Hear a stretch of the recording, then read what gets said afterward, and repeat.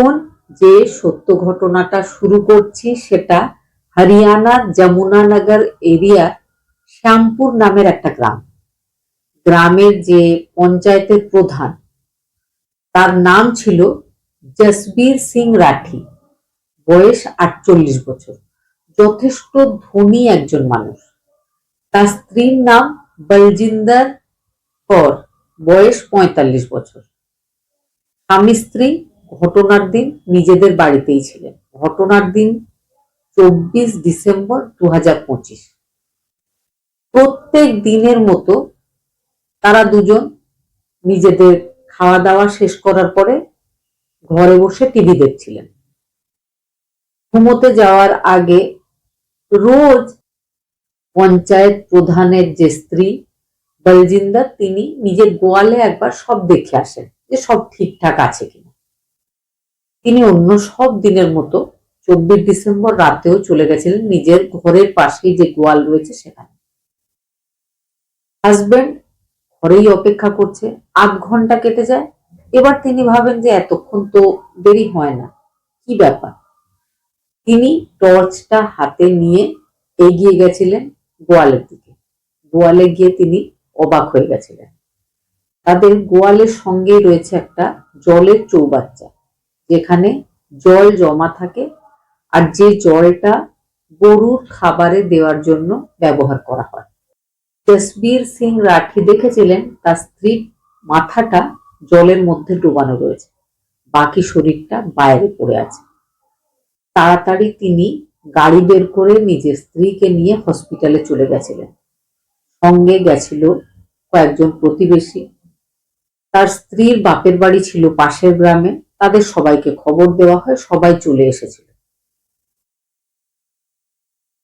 হসপিটালে যাওয়ার পরে জানতে পারা যায় যে মহিলা অনেকক্ষণ আগেই মারা গেছে। এবার আরো একটা বিষয় বলে রাখি, এই যে পঞ্চায়েতের প্রধান যথেষ্ট ধনী একজন ভদ্রলোক, তার একমাত্র ছেলে ইংল্যান্ডে থেকে পড়াশোনা করে। 24 তারিখে এই ঘটনা ঘটে যাওয়ার পরে তার ছেলেকে খবর দেওয়া হয়। যেহেতু একমাত্র ছেলে, মুখাগ্নি দেওয়ার জন্য ছেলেকে দরকার। ছেলেও সেখানে কান্নায় ভেঙে পড়ে। ছেলে বলে যে সে আসছে, সে 26 তারিখে দিল্লি এয়ারপোর্টে এসে নামবে। পঞ্চায়েত প্রধানের বেশ কিছু আত্মীয় স্বজন চলে যায় 26 তারিখে দিল্লি এয়ারপোর্টে নিজেদের গাড়ি নিয়ে অমিত রাঠি নামের ছেলে, যে ইংল্যান্ডে থেকে পড়াশোনা করে, তাকে আনতে। বাবা গাড়ি পাঠিয়ে দিয়েছিল, ছেলে এসে পৌঁছেছিল। মায়ের সৎকার ছেলের হাতেই হয়েছিল, মুখাগ্নিটা ছেলে করেছিল। ছেলে এতটাই কাঁদছিল যে কথা বলার মতো অবস্থায় ছিল না। ছেলে আর বাবা দুজনেই খুব দুঃখিত। তবে জসবীর সিং নামের যে ওই পঞ্চায়েত প্রধান, তার মনে হয়েছিল যে তার স্ত্রীর এটা নর্মাল কোনো মৃত্যু নয়, তার কোনো না কোনো শত্রু হয়তো তার স্ত্রীকে মেরে ফেলেছে।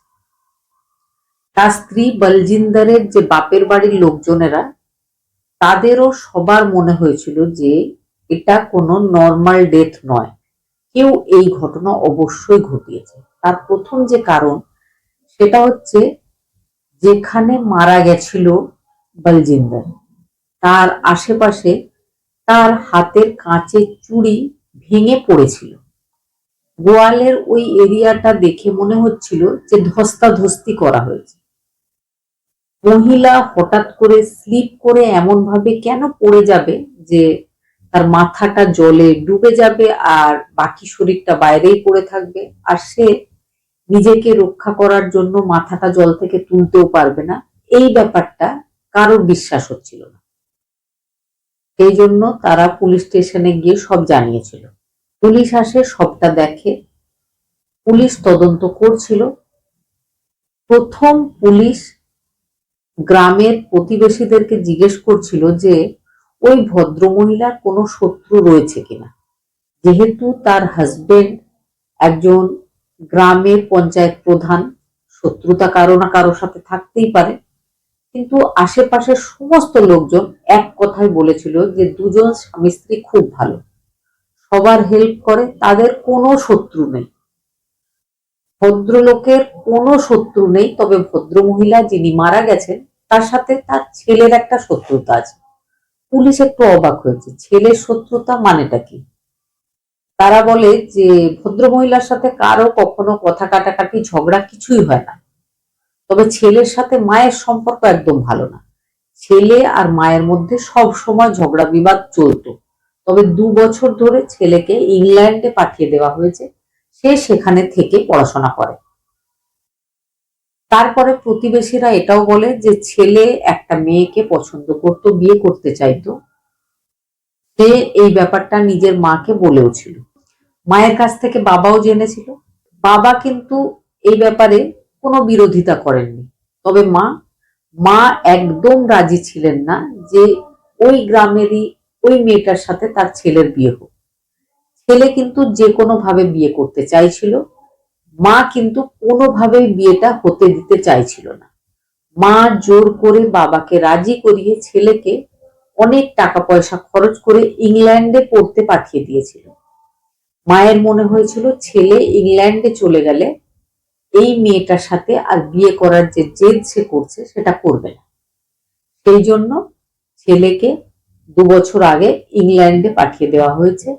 যখন থেকে সে ইংল্যান্ডে গেছে তারপর থেকে কিন্তু সে আর একবারও গ্রামে আসেনি।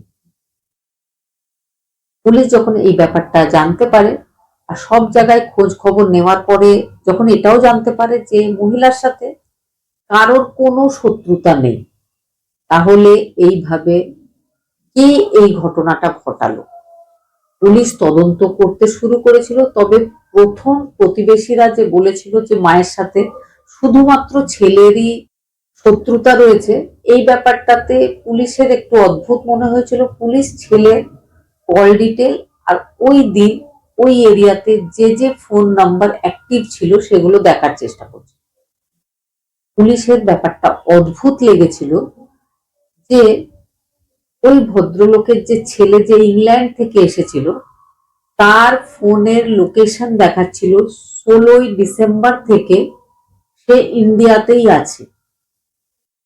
26 তারিখে সে আত্মীয় স্বজনদেরকে এমন ভাবে দেখিয়েছিল যে সে ইংল্যান্ড থেকে দিল্লিতে এসে নেমেছে 26 তারিখে, কিন্তু সে 16 তারিখ থেকে ওই গ্রামের পাশেই একটা এরিয়াতে একটা পিজিতে থাকছিল, সেটাই ছিল তার লোকেশন।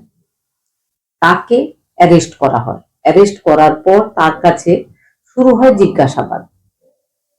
সব অপরাধীর মতো অন্যায় প্রথম কিছুক্ষণ না স্বীকার করলেও পরবর্তীতে সে সবটা পুলিশকে বলেছিল। সে যেটা বলেছিল সেটা হচ্ছে যে তার মা তাকে বিয়ে করতে দিতে চাইছে না। তার বাবা কিছু বলে না, তবে মা বিরোধিতা করে আর তাকে জোর করে এখান থেকে দূরে ইংল্যান্ডে পাঠিয়েছে। ইংল্যান্ডে তার থাকতে ইচ্ছা করে না। ইংল্যান্ডে থাকার জন্য বা তার মনে হয় তার আরো অনেক বেশি টাকা থাকা উচিত, সেই জন্য সে মাঝে মধ্যে মাকে টাকা পয়সা চায়। মা কিন্তু একটা লিমিটেড টাকাই দেয়, ছেলে যতই টাকা চাইছে ততটাই সে পাঠিয়ে দেয় না। এই ব্যাপারেও ছেলে মায়ের উপর খুব রেগেছিল। ছেলের একজন বন্ধু, বেস্ট ফ্রেন্ড, সে ওই গ্রামেই থাকে, নাম পঙ্কজ পুনিয়া। পঙ্কজ পুনিয়ার সাথে সে প্ল্যানিং করেছিল যে মা বেঁচে আছে বলেই আমার বিয়েটা গ্রামের ওই মেয়েটার সাথে হচ্ছে না, মা ওই মেয়েটাকে পছন্দ করছে না। মা যদি না থাকে তাহলে বাবা কিন্তু বিরোধিতা করবে না, কারণ বাবা খুব শান্ত একজন মানুষ, কখনোই কোনো ব্যাপারে কোনো বিরোধিতা করতেন না। যাই হোক, মা বিয়ে দিতে চাইছিল না আর মা টাকাও দিতে চাইছিল না। এই দুটো ব্যাপারের জন্য 23 বছর বয়সী গমিত রাঠি নিজের মাকে নিজের সব থেকে বড় শত্রু মনে করেছিল, প্ল্যানিং করেছিল। বাড়ির প্রত্যেকটা লোকজনের ডেইলি রুটিন সে খুব ভালোভাবে জানতো। সে এটাও জানতো যে তার মা প্রত্যেক দিন ঘুমানোর আগে একবার নিজের গরুর গোয়ালে গিয়ে সব দেখে আসেন সব ঠিকঠাক আছে কিনা। এদিকে গমিত রাঠি আগে থেকেই বন্ধুকে বলে ব্যবস্থা করে একটা পিজিতে নিজের থাকার জন্য রুমও ঠিক করে নিয়েছিল নিজের নাম পাল্টে। সে 16 তারিখে ইংল্যান্ড থেকে ইন্ডিয়া চলে এসেছিল। তারপরে সেই পিজিতেই সে চুপচাপ থাকছিল, কোথাও বেরোয়নি, কারোর সামনে আসেনি, কেউ জানতো না তার ওই বন্ধুটা ছাড়া যে সে ইন্ডিয়াতে আছে। সেই পিজিতেই সে খাওয়া দাওয়া ইত্যাদি সব করছিল, সেখানেই সময় কাটাচ্ছিল। 24 তারিখে এই ঘটনাটা সে ঘটাবে এটা ঠিক করা হয়। সে যেহেতু জানতো যে মা ঘুমানোর আগে একবার গোয়ালে আসবেই, সে সন্ধেবেলা থেকেই অন্ধকার হয়ে যাওয়ার পর থেকেই ডিসেম্বর মাস শীতকাল, সবাই যে যার বন্ধ ঘরের ভেতর রয়েছে, মা গোয়ালে এসেছিল, সে আগে থেকেই অপেক্ষা করছিল। সে মা যেই চলে এসেছিল মায়ের গলা চেপে ধরেছিল, শ্বাসরোধ করেছিল, লাঠি দিয়ে মাকে মেরেছিল। তখনই মায়ের হাতের চুড়িগুলো ভেঙে নিচে পড়ে গেছিল। মা ছটফট করেছিল, প্রতিরোধ করার চেষ্টা করেছিল, নিজেকে বাঁচানোর অনেক চেষ্টা করেছিল, কিন্তু ছেলের সাথে মা পেরে ওঠেনি। মায়ের শ্বাস রোধ করে মায়ের মুখটাকে জলে ধরে থাকা হয়। মা কিন্তু মারা গেছিল। মাকে মেরে ফেলার পর সে সোজা দিল্লি চলে গেছিল। সে কিন্তু জানতো যে তার মা মারা যাওয়ার খবর তাকে দেওয়া হবে, আর তাকে মা মারা গেছে বলে ইংল্যান্ড থেকে আসার জন্য ব্যবস্থাও করে দেওয়া হবে। যথারীতি বাড়ির লোকজন তাকে খবর দিয়েছিল, তোমার মা মারা গেছে, সৎকারের জন্য তোমাকে আসতে হবে, শেষ দেখার জন্য তোমাকে একবার আসতে হবে। ছেলে দিল্লি এয়ারপোর্ট থেকে বেরিয়ে আসে, আত্মীয়দের সঙ্গে চলে আসে নিজের গ্রামে, মায়ের অন্তিম সৎকারটা করে ফেলে। করার পরে সে কিন্তু পালিয়ে যাওয়ার ব্যবস্থা করছিল, সে টিকিটের ব্যবস্থা করছিল, কিন্তু দুর্ভাগ্যক্রমে টিকিটটা আর হয়ে ওঠেনি।